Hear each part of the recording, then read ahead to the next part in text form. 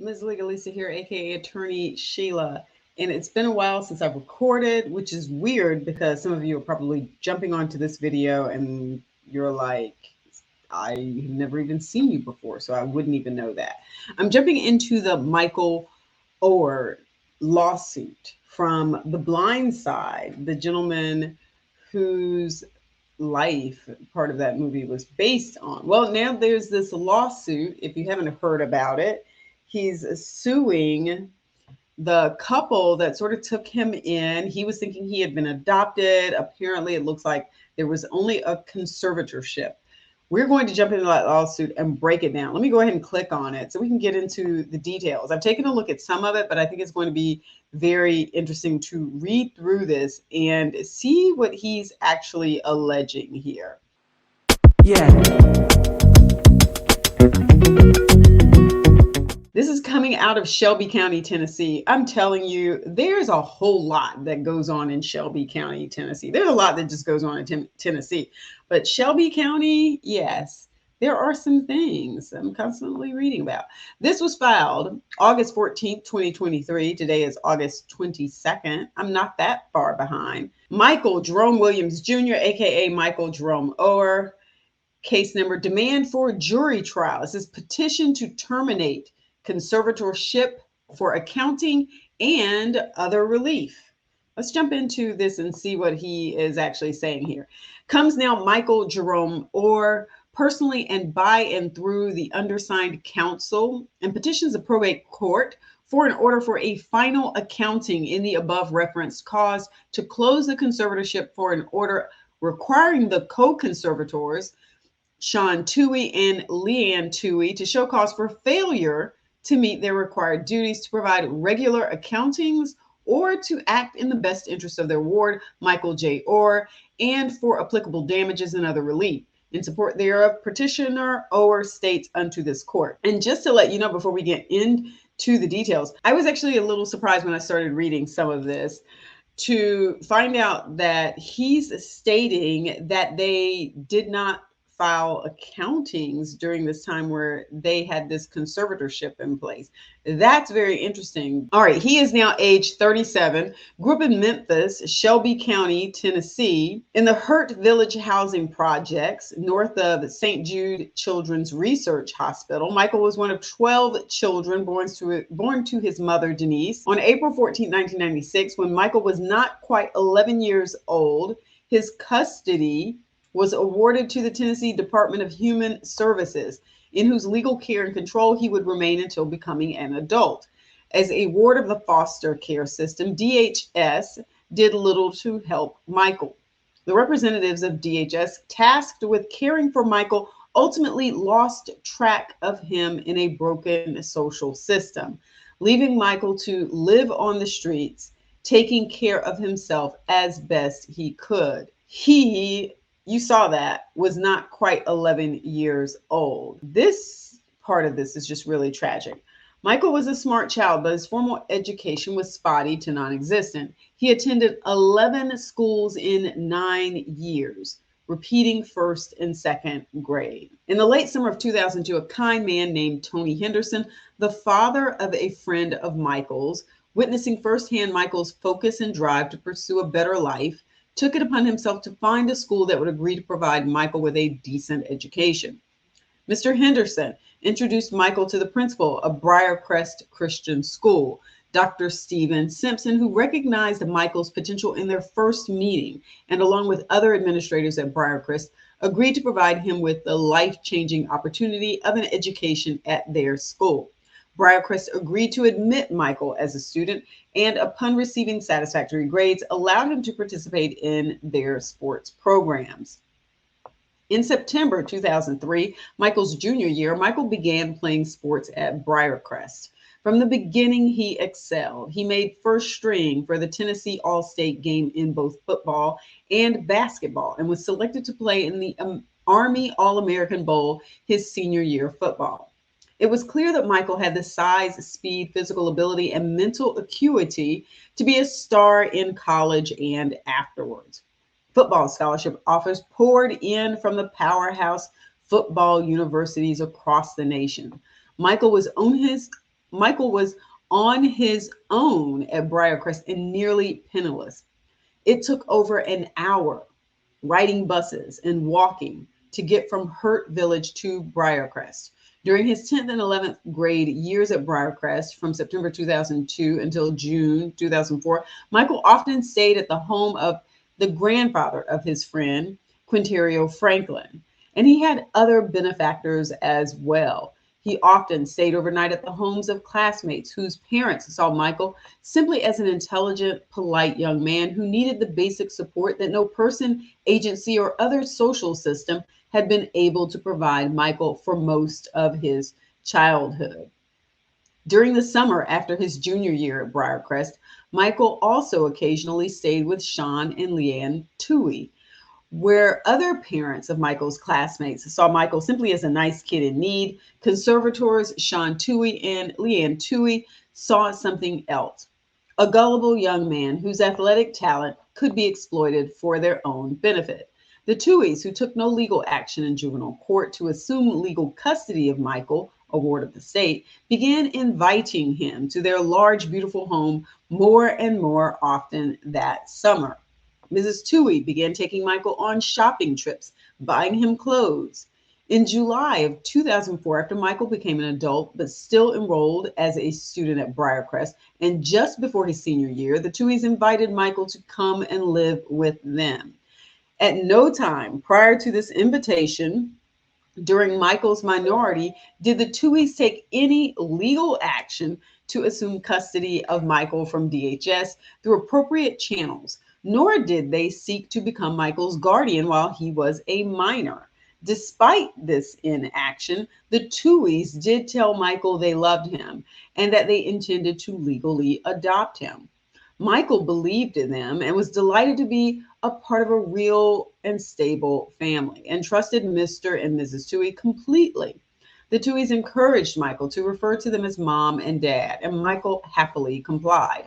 Almost immediately after Michael moved in, the Tuohys presented him with what he understood to be legal papers that were a necessary step in the adoption process. Michael trusted the Tuohys and signed where they told him to sign. What he signed, however, was an unknown to Michael until after February of 2023, were not adoption papers or the equivalent of adoption papers. Instead, it was the petition for appointment of conservators, which was filed in this cause on August 9th, 2004, by Deborah Brannon, attorney of record in this matter. Ms. Brannon was so close to the Tuohy family that Michael was encouraged to refer to her as Aunt Debbie. This petition, filed on behalf of the Tuohys, Michael, and his mother, Denise Oher, by Ms. Brannon as attorney of record for all four petitioners, included a request that the conservators have total control over Michael Oher's ability to negotiate for and enter any contract, despite the fact he was over 18 years of age and had no diagnosed physical or psychological disabilities. The August 9, 2004 petition states in pertinent part that the best interests of the said Michael Jerome Williams Jr. will be served by this court granting unto the said Sean A. Tuohy and wife Leanne Tuohy the full co-legal custody, guardianship, and conservatorship of the said Michael Jerome Williams Jr., that they shall have all powers of attorney to act on his behalf, and that the said Michael Jerome Williams Jr. shall not be allowed to enter into any contracts or bind himself without the direct approval of his guardians or conservators. That the said Michael Jerome Williams Jr. will further not be allowed to make medical decisions for himself, and that the said guardians or conservators shall have full and complete authority to make medical and educational decisions on his behalf. Okay, and that he will further not be allowed to make medical decisions for himself, and that the said guardians conservators shall have full and complete authority to make medical and educational decisions on his behalf and have full and complete access to all his medical and school records in the same vein as had they been his natural parents and guardians. So in other words, they are alleging that, yeah, he could make no decisions on his own. That is what he is alleging. Sorry. At no point did the Tuohys inform Michael that they would have ultimate control of all his contracts. And as a result, Michael did not understand that if the conservatorship was granted, he was signing away his right to contract for himself. Michael was falsely advised by the Tuohys that because he was over the age of 18, that the legal action to adopt Michael would have to be called a conservatorship. But it was, for all intents and purposes, an adoption. This is what he's saying he was told or led to believe. The Tuohys have falsely and publicly represented themselves as the adoptive parents of Michael, continuing to the date of the filing of this petition. See, for example, the Tuohy family website and their foundation's website, where Michael's name and likeness is used to benefit the Tuohy's interests and where Michael is claimed to be adopted. I'm actually going to save that for a whole nother video so that I can take a look at their websites that they have and see what kind of information they have up there. Such false and public misrepresentations have caused irreparable injury, loss, and damage to Michael Oher. And unless the conservators are restrained and enjoined from continuing to make such misrepresentations, will continue to cause further injury and damages. The lie of Michael's adoption is one upon which co-conservators Leigh Tuohy and Sean Tuohy have enriched themselves at the expense of their ward, the undersigned Michael Oher. Michael Oher discovered this lie to his chagrin and embarrassment in February of 2023 when he learned that the conservatorship to which he consented on the basis that doing so would make him a member of the Tuohy family, in fact, provided him with no familial relationship with the Tuohys. In August 2005, Michael entered the University of Mississippi, Ole Miss, on a football scholarship at the age of 19. During his first year at Ole Miss, Michael earned freshman All-American honors. He also excelled in the classroom and made the dean's list academically his sophomore year. On September 2nd, 2006, The Blind Side, Evolution of the Game by Michael Lewis, a book based upon the life of Michael Oher, was released.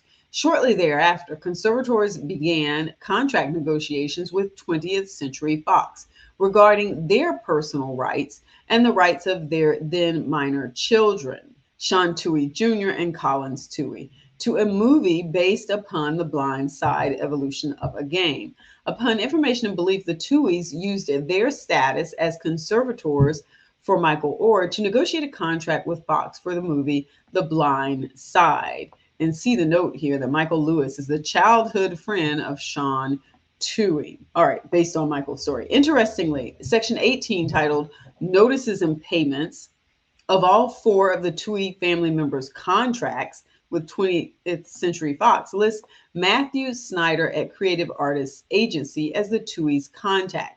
But the agent attorney to receive contract and payment notices for Michael is listed as Debbie Brandon Esquire, the attorney of record in this matter. Upon information and belief, conservators negotiated for themselves and natural-born children a contract price of $225,000 plus 2.5% of all future defined net proceeds. All payments were contingent upon Fox first acquiring Michael's signature. Upon information and belief, the Blind Side movie has amassed gross revenues of more than $330 million. That's a lot of money, and still earns large sums of money.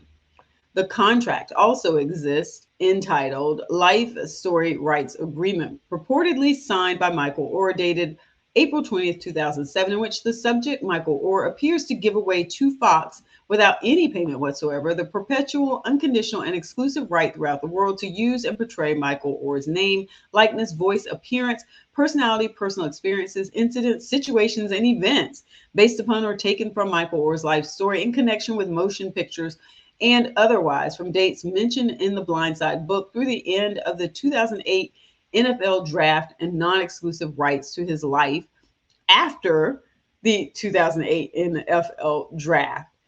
That is a long time, that is a long time. There's been some discussion here about the timing of this, and I'm going to get into that in another video, but right now I really just want to focus on this story. But it's hard not to get caught up in some of the details here. when you see the amount of money, when you see that he is giving away his rights, and to some extent what that has to do with requirements when you are still in school and what you can and can't do with name and image and likeness rights then that you could do now. All right, let me keep going here. Michael Oher believes that the signature on this document is very similar to his own, and he does not know whether the signature was forged. However, Michael does know and here avers that he at no time ever willingly or knowingly signed this document, and that nobody ever presented this contract to him with any explanation that he was signing such a document or any document concerning his rights to his name, image, and life story to Fox or anybody else.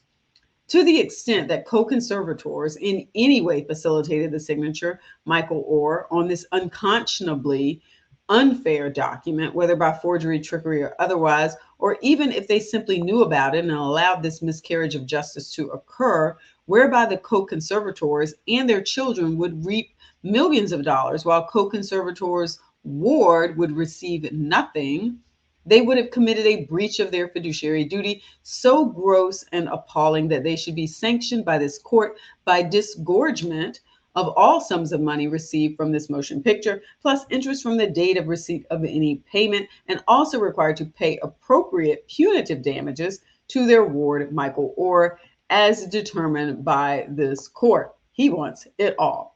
The Blind Side movie was released on November 20th, 2009, well after Michael had used all his NCAA eligibility at Ole Miss. As such, any remuneration he could have received from The Blind Side occurred after college and would not have affected his NCAA eligibility. Due to the massive success of the movie, Alcon Entertainment LLC, the successor to Fox, made a donation to Leigh and Tuohy's foundation, the Making It Happen Foundation, in the amount of $200,000 on October 10, 2010, in the name of Sean Tuohy. Upon information and belief, this payment was triggered by an amendment to life story rights agreement of Sean Tuohy.